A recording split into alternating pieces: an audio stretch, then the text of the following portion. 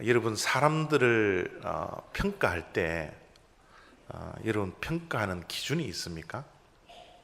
저 사람이 좋은 사람인지 나쁜 사람인지 어떻게 여러분 평가하는 기준을 가지고 있습니까? 여러분 사람을 평가하는 방법이 여러 가지가 있을 수도 있겠지만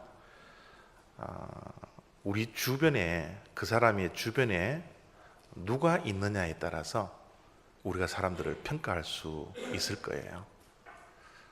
그 사람의 친구를 보면 그 사람과 함께 다니는 사람들을 보면 그 사람이 어떤 사람인지 우리가 대부분 분간을 할 수가 있더라는 거예요. 여러분 만남이라는 것이 참 중요합니다. 함께 하고 있다라는 것이 굉장히 중요해요. 사람의 인생이 우리가 어른이 되어서도 변화될 수 있거든요. 이 변화되는 과정 속에서 환경에 따라 우리가 변화가 되기도 하고요. 또 교육에 의해서 우리가 변화되기도 하지만 특별히 우리가 변화될 때는 어떤 사람에게 영향력을 받느냐, 어떤 사람으로부터 영향을 받느냐에 따라서 우리의 인생이 180도로 바뀌어지는 그런 일들이 있습니다. 그래서 저는 새벽마다 우리 자녀들을 위해서 기도할 때 빠짐없이 기도하는 기도의 내용이 있어요. 여러분들도 다 아시겠지만 하나님, 우리의 자녀들이 만날 사람 꼭 만나게 하시고 만나지 않아야 할 사람들 만나지 않게 해주십시오. 저는 새벽마다 이 기도는 항상 합니다. 이 만남에 따라서, 친구에 따라서 그의 인생이 선한 인생으로 또는 악한 인생으로 바뀔 수 있는 그런 영향을 받기 때문에 이 만남에 대해서 꼭 기도를 하고 있는 것이죠. 여러분, 여러분과 함께 하고 있는 사람이 누구입니까? 누구와 가까이 지내고 있나요? 여러분들이 어떤 사람을 만나서 어떤 영향을 받아서 인생길을 함께 걸어가고 있습니까? 우리 한국 속담에 친구 따라 강남 간다라는 속담이 있어요. 물론 저기에 강남이 서울에 있는 강남이라고 지금도 마음속에 우기고 계시는 분들이 혹시 있을지는 모르겠지만 친구 따라 강남 간다라는 저 강남은 서울에 있는 강남이 아닙니다. 아니고 중국 양자강을 조선시대 사람은 강남이라 그렇게 이야기를 했대요.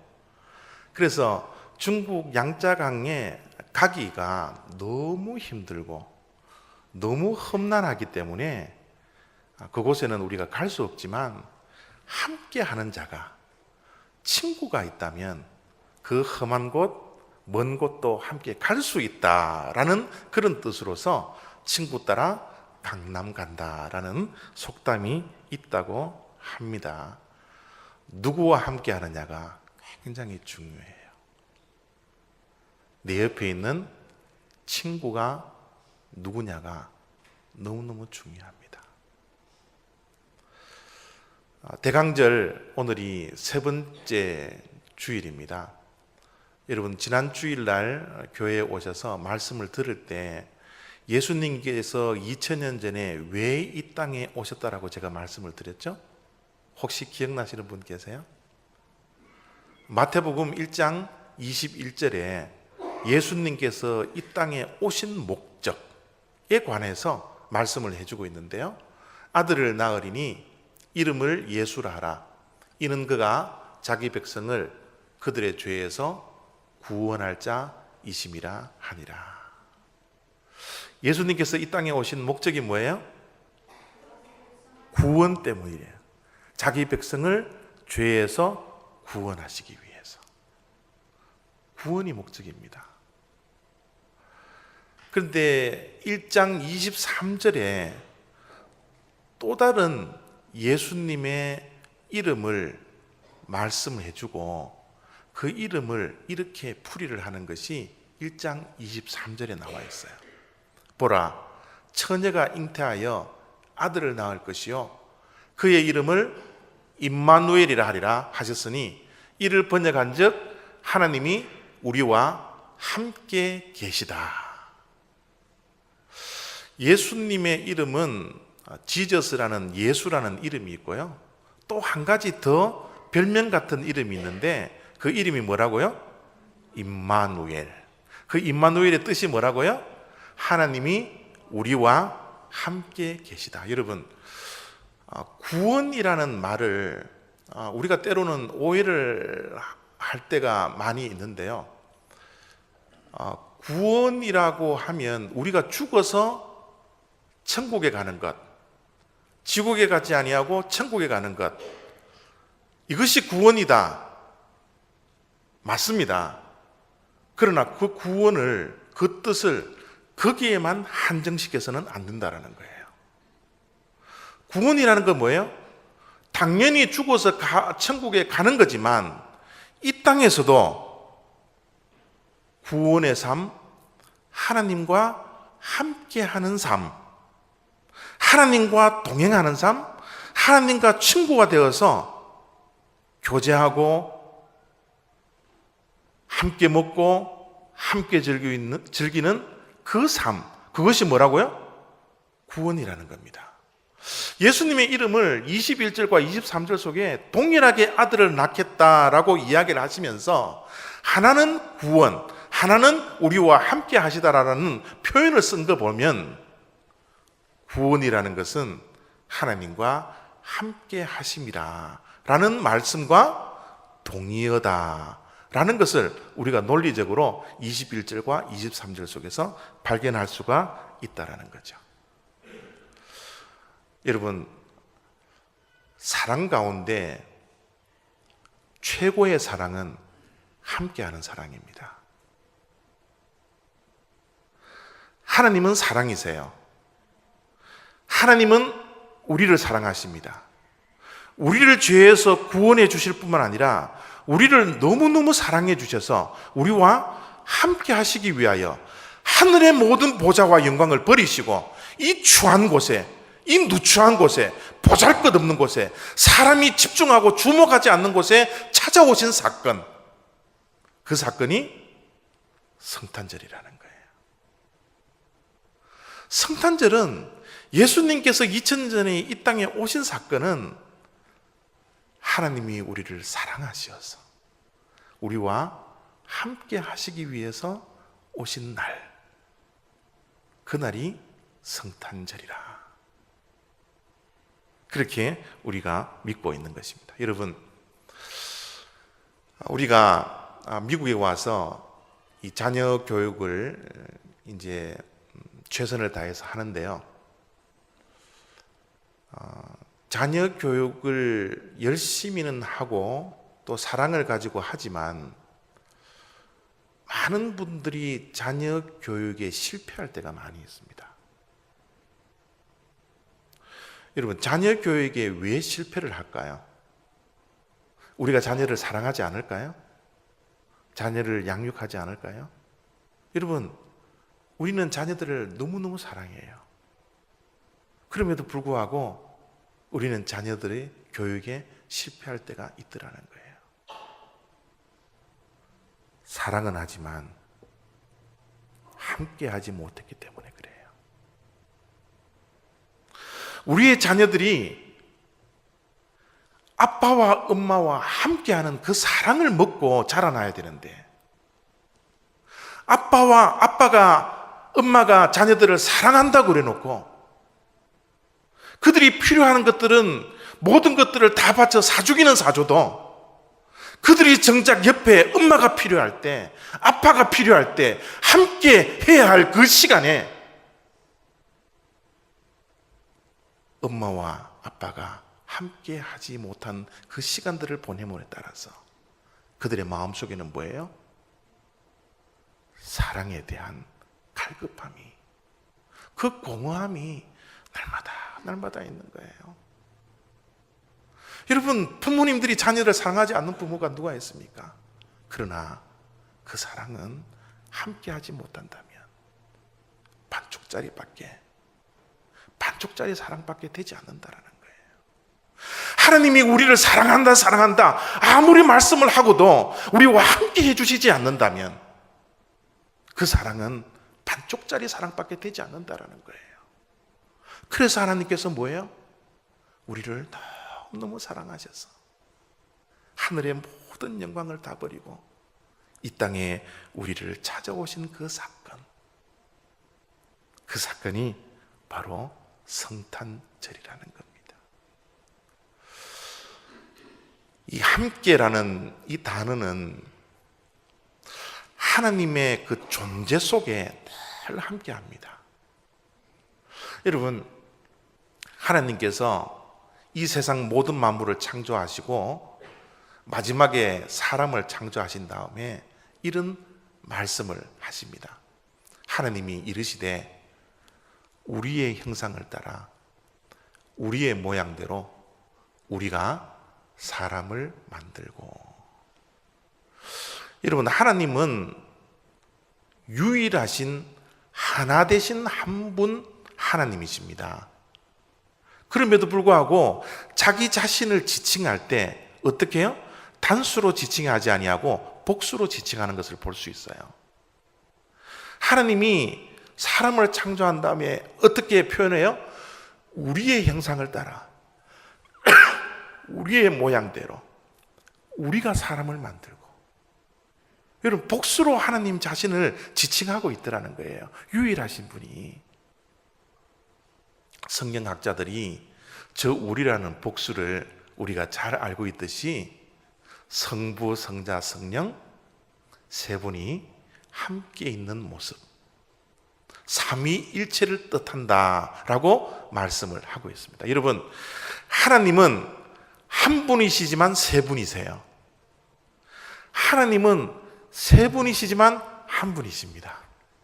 여러분, 세상적인 논리로는 도저히 감당할 수 없는, 이치적으로도 맞지 않는 그 존재의 양식으로 하나님께서는 존재하고 계시다는 거예요.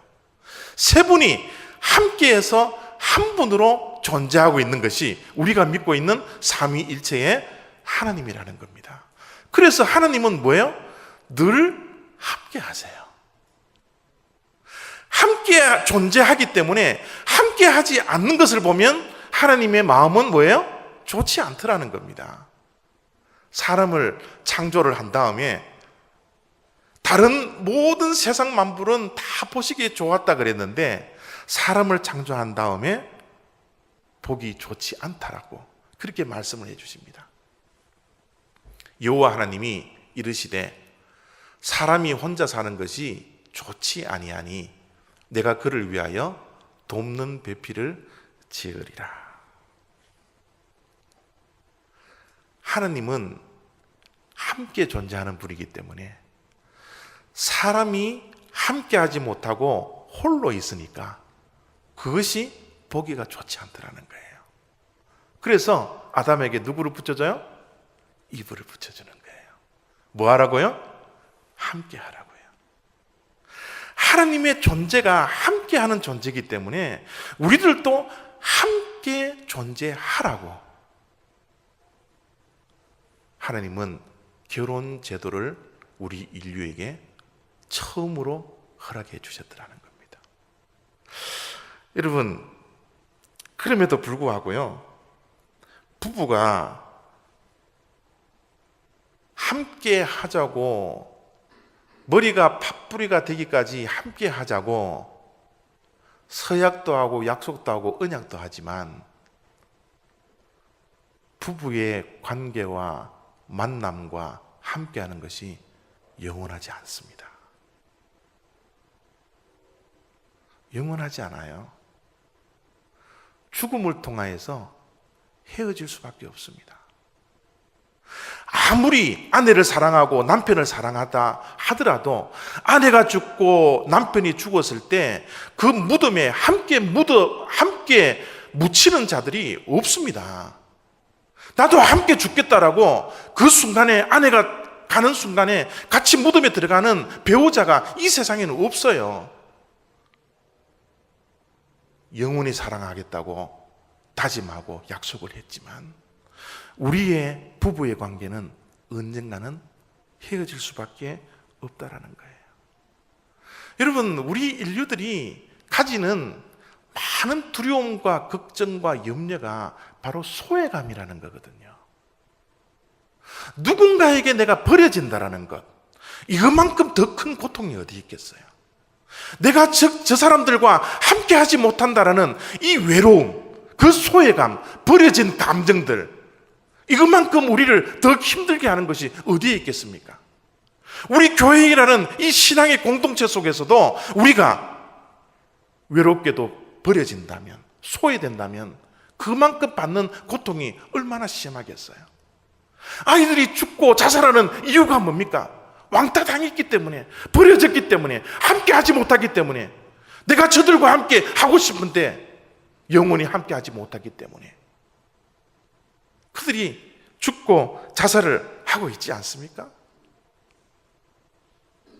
인간의 관계는 아무리 사랑을 해도 함께 하지 못할 때가 분명히 오지만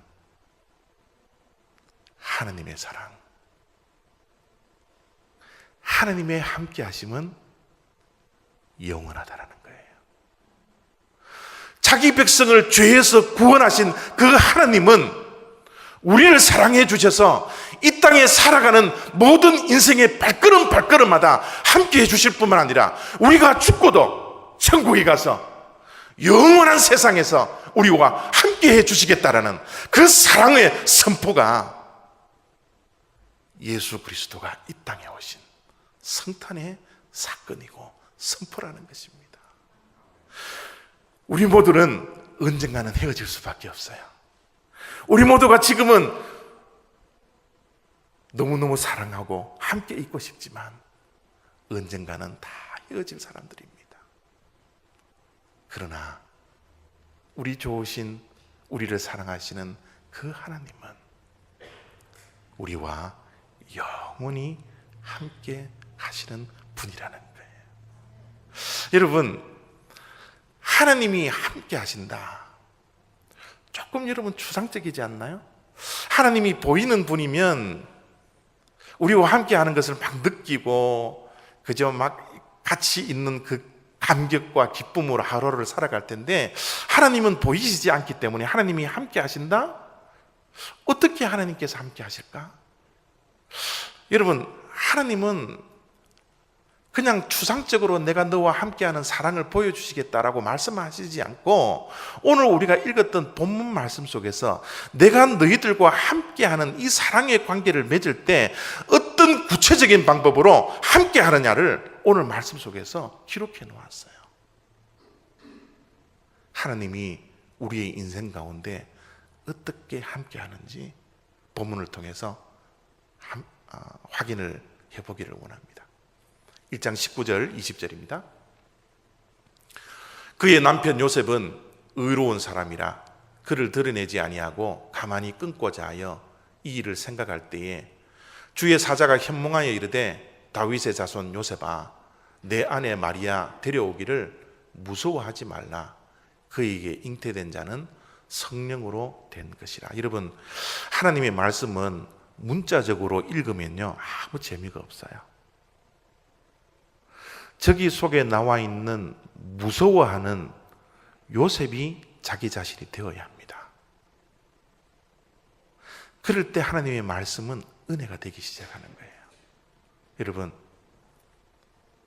요셉이 마리아와 약혼을 한 관계입니다. 정혼을 했어요. 1년 동안 정혼 기간을 지내고 나서 1년 후에는 결혼할 사람입니다.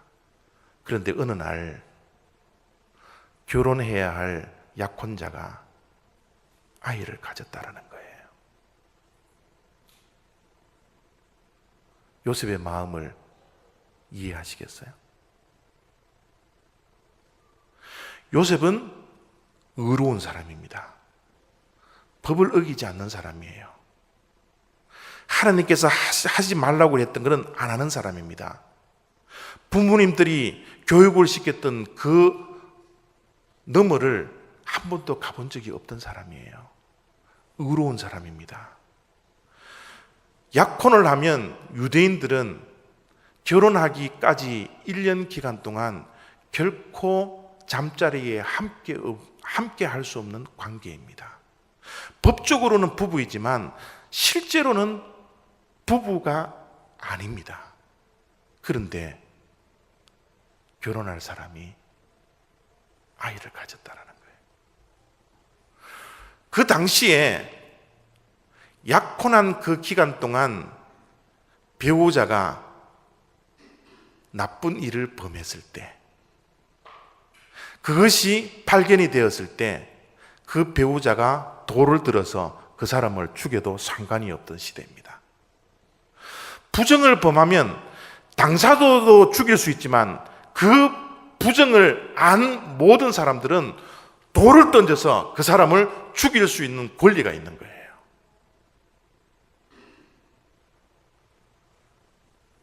요셉은 그런 사실이 두려웠습니다. 내가 사랑하는 자가 혹시 부정을 일으켜서 아이를 가졌다면 내가 돌을 쳐서 죽여야 되는데, 이 사실을 알고 내가 눈을 감더라도 주변에 있는 사람들이 이 사실을 알았을 때 내가 사랑하는 저 마리아를 향해서 돌을 던지고 욕을 하고 죽이는 그 사건을 내 눈으로 봐야 하는데 내가 그 일은 참아하지 못하겠다. 그래서 뭐예요? 그 부정을 조용히 덮고 파혼을 하려고 하고 있습니다. 여러분, 파혼을 하려고 하는 그 요셉, 남자 요셉의 마음을 이해할 수 있겠습니까? 혹시 이 일이 발각이 되면 내 사랑하는 마리아가 사람들에 의해서 돌에 맞아 죽일 수도 있는데 얼마나 여러분 두렵겠어요? 얼마나 걱정과 염려가 가득 차 있겠습니까? 우리의 인생 가운데도 그런 두려움이 찾아올 수 있습니다. 내가 전혀 예상하지 못했고 계획하지 못했고 알 수 없는 일들이 내 인생 가운데 찾아와서 내 심령 속에 두려움과 걱정과 염려가 이러지도 못하고 저러지도 못하는 그런 인생의 골목길에 서 있을 때가 생겨지더라는 거예요. 요셉이 두려워하고 무서워할 때 천사가 찾아와서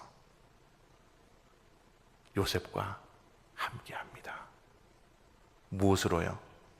말씀으로요. 요셉아, 무서워하지 말라. 두려움과 걱정과 염려 속에 가득 차 있었던 그 요셉을 향하여서 말씀이 들려집니다. 무서워하지 말라.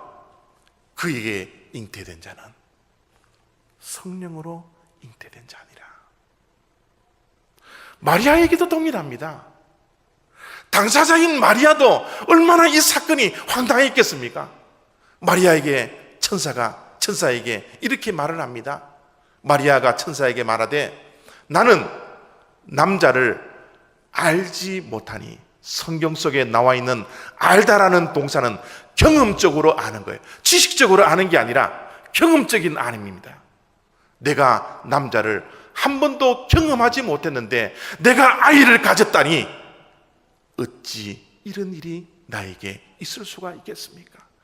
이 일이 사람들에게 알려지고 결혼할 요셉에게 알려지면 그들이 나를 향하여서 돌을 던져 죽일 텐데 내 인생 가운데 어찌하여 이런 일들이 일어날 수가 있겠습니까? 우리들도 인생을 살다 보면 얼마나 황당한 일들을 많이 만나요. 얼마나 겁나는 일들이 두려움 속에 있을 때가 얼마나 많이 있습니까? 앞을 예상하지 못하고 예상하지 못하는 일들 앞에 서 있을 때가 얼마나 우리의 인생 가운데 많이 있나요? 두려움 속에, 걱정 속에 이러지도 못하고 저러지도 못하는 상황 속에 있을 때가 얼마나 많이 있습니까? 천사가 마리아에게도 동일하게 이야기합니다. 두려워하지 말라고요. 성령으로 잉태된 자라고, 너의 뱃속에서 낳을 그 예수는 인류의 죄를 지고 갈 하나님의 아들이라고요. 두렵고 떨리고 걱정과 염려 속에 쌓여있는 그 마리아에게 말씀이 함께 하고 있습니다. 하나님이 우리와 어떻게 함께 하고 있다고요?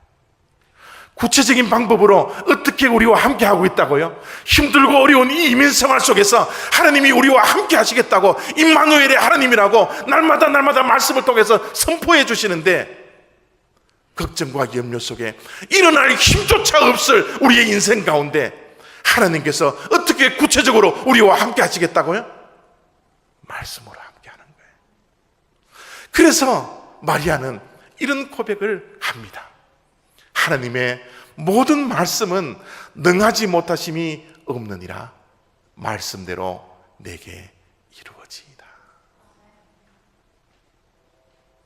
하나님은 우리를 사랑해 주셔서 우리와 함께 하십니다.